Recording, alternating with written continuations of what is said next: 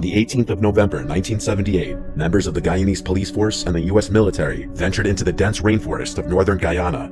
Their target was a man named Jim Jones, the leader of an American cult that had settled into the region 4 years earlier. He and his followers had carved out a massive section in the middle of this forest and turned it into a complete compound called Jonestown. The only way to reach this town was to trek through dense vegetation, 100-foot-tall trees, and muddy ground. That said, the true danger of the mission was beyond the trek. Jim was likely already aware of the mission to apprehend him, so there would be a good chance that this group of police officers and military personnel would be welcomed by a small militia that was armed to the gills. However, when the group reached Jonestown, it was eerily quiet, and as they stepped through its entrance, they came across a scene that could only be described as hell on earth.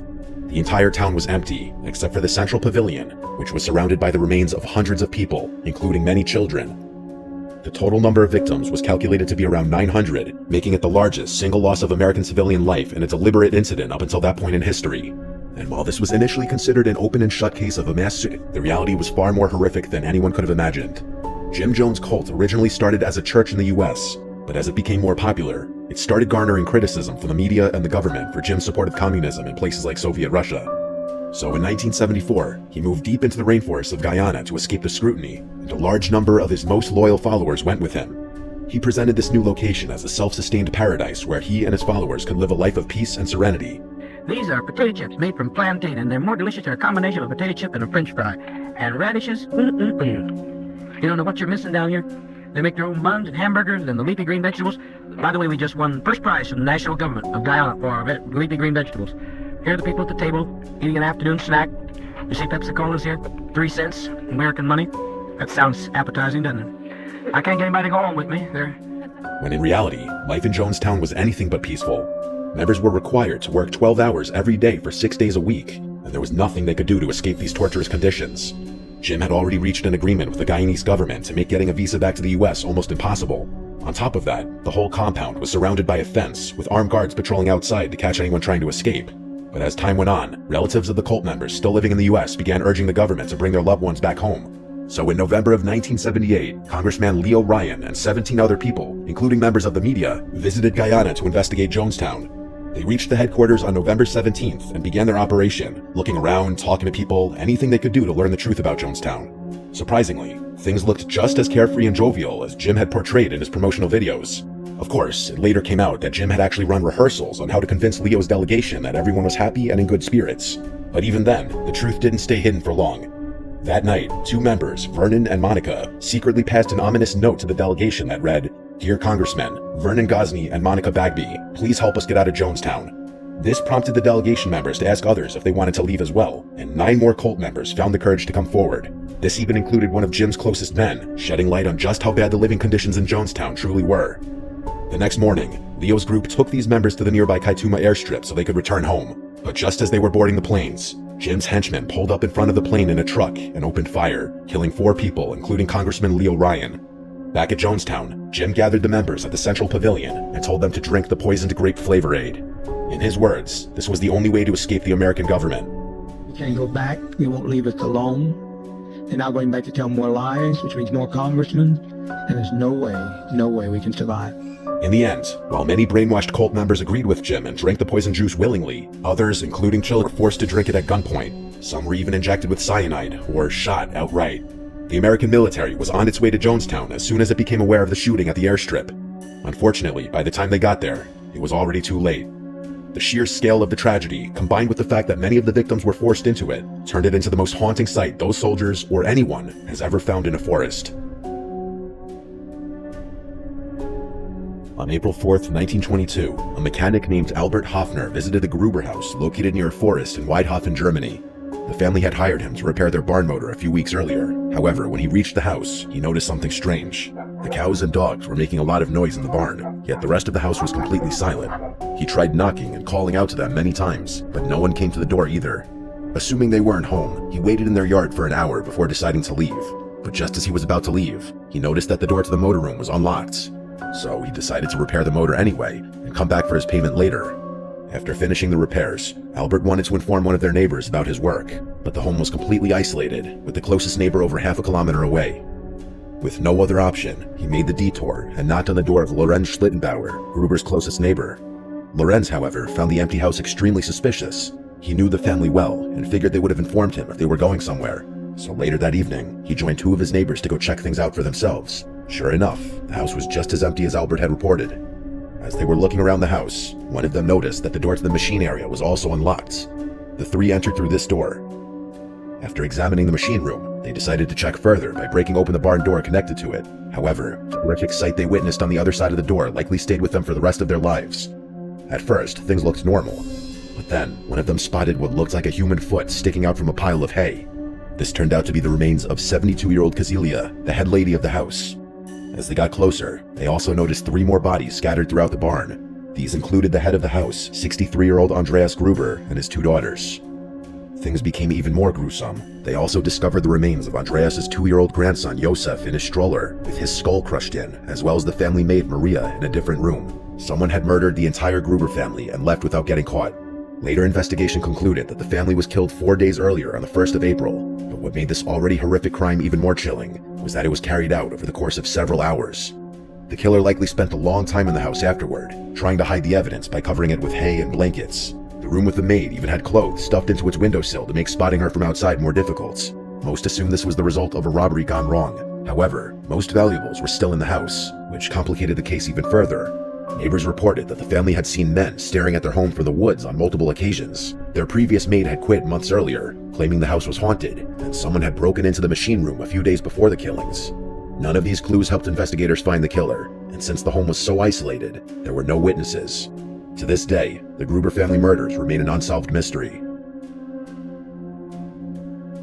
In July 2015, Mark Andre was marking trees in the dense Arcata Community Forest in California. He worked as Arcata's environmental services director and was doing a routine inspection when something strange caught his attention. Just off the hiking trail, Mark noticed an unusual structure poking through the vegetation. He got closer and was shocked to find a cabin in the middle of the forest. What made this discovery even more strange was the fact that this wasn't a hastily built shack. It was surprisingly well constructed, with a stable cinder block base, plastic sheets to keep things dry, and even a lock on the front door. Someone had clearly spent weeks, if not months, building it from scratch. Mark immediately notified the park rangers, who spent the next few days staking out near the cabin to see if the owner would return. They eventually broke the lock to see if they could find any clues about who lived there, but this only left them even more confused. Inside, they found everything someone would need to survive in the middle of nowhere. Fresh water, a wood-burning stove, canned food, and even books stacked neatly on the shelves. It looked more like a cramped studio apartment than a makeshift cabin, yet none of the items inside provided any clues about the owner's identity. Since no one had returned after several days, rangers assumed the cabin had been abandoned. They followed proper procedures and left an eviction notice on the front door before leaving the site. But when Mark and the rangers returned to demolish it, they made an even more shocking discovery. The entire cabin had vanished without a trace. There wasn't even a single nail left behind. In its place was the international symbol of squatter drawn in charcoal. This raised more questions than it answered. How did the cabin's residents always manage to be away whenever the rangers visited? And more importantly, why were they hiding in the middle of a forest in the first place? It's possible this person was a criminal on the run, but even after a decade, no one knows the real answer. In May 2016, a hiker was walking through a forest in Harlan, Kentucky. About halfway through his trip, he discovered a trail camera lying on the forest floor. Trail cameras are typically used to capture wildlife footage, but this particular camera didn't have any storage or battery. Assuming it was abandoned, the hiker took it home and gave it to a friend to see if it could be fixed. What neither of them knew was that this camera was actually a trap set by a madman. As soon as the friend connected a battery to it, the camera exploded. The blast was powerful enough to blow off some of the man's fingers and injure his stomach. The device had been rigged to explode the moment it received power.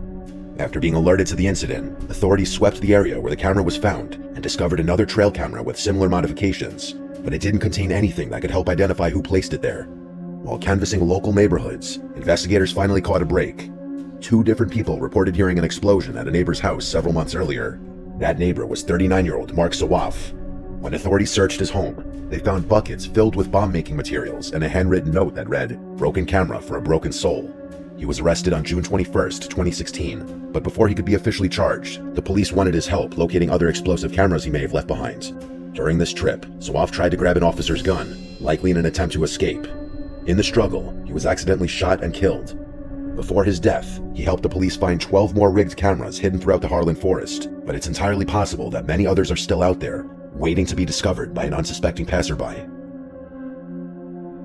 On November 10th, 1985, a hunter was walking through the dense woods of BEARBROOK State Park in Allenstown, New Hampshire. He'd used this route many times before, but this time, something unusual caught his eye.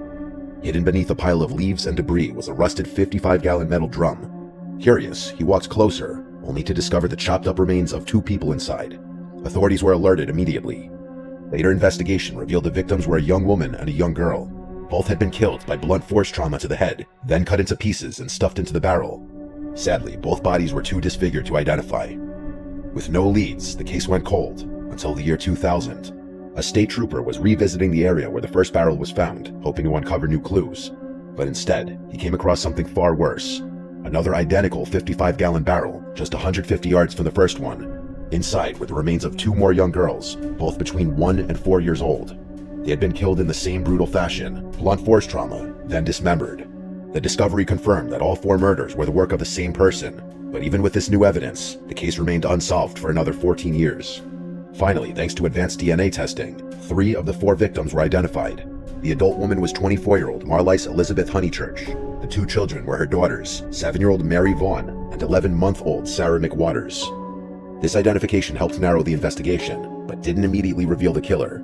Eventually, DNA tests pointed to a man named Terry Petter Rasmussen. And you're not the doctor. And both stories have their place. Maybe she hurt herself, and you're concerned about that getting out, that she's harmed herself. No. If you're thinking, is she suicidal, Ken? Unbeknownst to the authorities at the time, Rasmussen had already been arrested for the 2002 murder of his wife. He was sentenced to life in prison and died in 2010, long before anyone linked him to the BEARBROOK murders. Although the case is technically solved, many questions remain unanswered, and with the killer no longer alive to face justice, the story remains one of the most disturbing and unresolved tragedies ever uncovered in a forest. A man walking his dog near Ashford, Washington, made one of the most disturbing discoveries in Red Elm Woods, an isolated forest known for its lack of maintained trails and almost no cell service. He had taken a rarely used fire road about 2 miles in when his dog began growling at a thick patch of underbrush just off the path. There was a strong, rotten smell in the air, bad enough that he initially assumed it was a dead animal. When he went to investigate, he found a shallow pit, roughly 5 feet across. Inside were 6 large bundles wrapped in black plastic sheeting and duct tape. Heavy river stones had been placed on top of each one as if to weigh them down. One of the bundles had a tear near a corner, and through it, he saw a human hand. He backed out immediately and contacted the local sheriff's office. A forensic team was sent in the next day. What they uncovered was grim. 6 wrapped packages, each containing partial human remains. In total, investigators identified parts from at least 4 different victims, all dismembered and sealed in layers of plastic and tape. The victims had been killed in different ways. One had severe head trauma, another had signs of strangulation, and one had been partially burned. The remains were in various stages of decomposition. According to the medical examiner, the bodies hadn't all been dumped at once. The site had been used over a span of several years, with new remains added slowly over time. One victim was linked to a missing persons report from 2003. Another had never been reported missing at all and still remains unidentified. The location was less than 30 feet from a trail, one that occasional hikers still used. Despite the remains being found in a methodical burial site, no suspects were ever arrested. No fingerprints, no DNA matches beyond the victims, and no witnesses. To this day, the identity of whoever created the pit is still unknown. In October of 1991, a man walking along a rural lane near Bolni, England, made a discovery that still haunts investigators. Hidden in the underground, wrapped tightly in a piece of carpet, was a human torso. The head and both hands were missing. The arms had been cut cleanly just below the elbows, likely to remove identifying tattoos. Forensic analysis determined the victim was a physically fit man between 30 and 45 years old, likely of southern German origin. There was no match to any missing persons report in the UK. The precision of the dismemberment suggested that the killer knew exactly what they were doing. Whoever they were, they had taken deliberate steps to erase this man's identity. Investigators launched Operation A23, a massive task force involving 60 officers and more than €150,000 in resources. They even searched a nearby abandoned rental house, which was once occupied by a man using a German alias. Inside was a strange clue, an adult magazine with numbers written inside, but no direct link to the murder was ever found. Over 3 decades later, the victim remains unidentified and the killer never caught. All that's left of the case is a name given by the media, the Bolni torso.